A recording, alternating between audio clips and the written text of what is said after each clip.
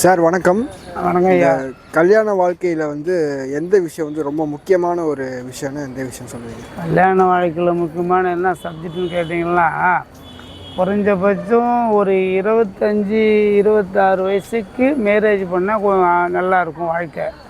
இந்த 18, 19 இந்த மாதிரி காலேஜ் ஸ்டூடெண்ட்ஸுக்கெல்லாம் அப்பா அம்மாவுக்கு இது தெரியாமல் பிளாக்கில் ஏதோ ஒன்று பண்ணி கல்யாணம் பண்ணி பின்னால் ரொம்ப வருத்தப்படுறாங்க. அடிக்கடிக்கு அவங்க என்ன பண்ணுறாங்க, பிரச்சனை டைவர்ஸ் பண்ணுறது, ஒரு குழந்தை 2 குழந்தை ஆன பிற்பாடு அடுத்த மாறுறது, அதே போல் இங்கே ஒரு பொண்ணை லவ் பண்ணுறது, அங்கே ஒரு பொண்ணை லவ் பண்ணி பெரிய பிரச்சனை. நம்ம இதுருக்கு பார்த்தா ஜி தமிழ் லட்சுமி ராமகிருஷ்ணன் அவங்ககிட்ட நிறைய பேர் போய் நான் பார்த்துருக்குறேன். அது பெரும்பாலும் குறைஞ்ச நாட்டில் நல்லாயிருக்கும். அது மட்டும் இல்லை, ஆண்களே குறை சொல்கிறாங்க தமிழ்நாட்டில்.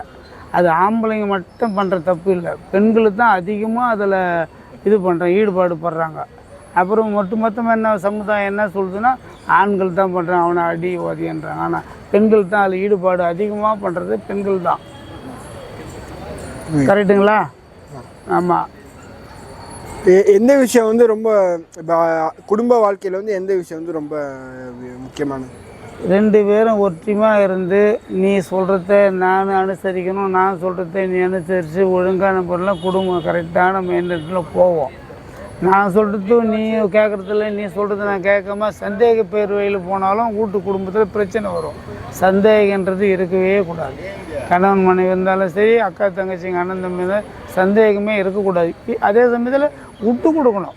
விட்டு கொடுப்போம் கெட்டு போவதில்லை. அது மாதிரி விட்டு கொடுக்கணும்.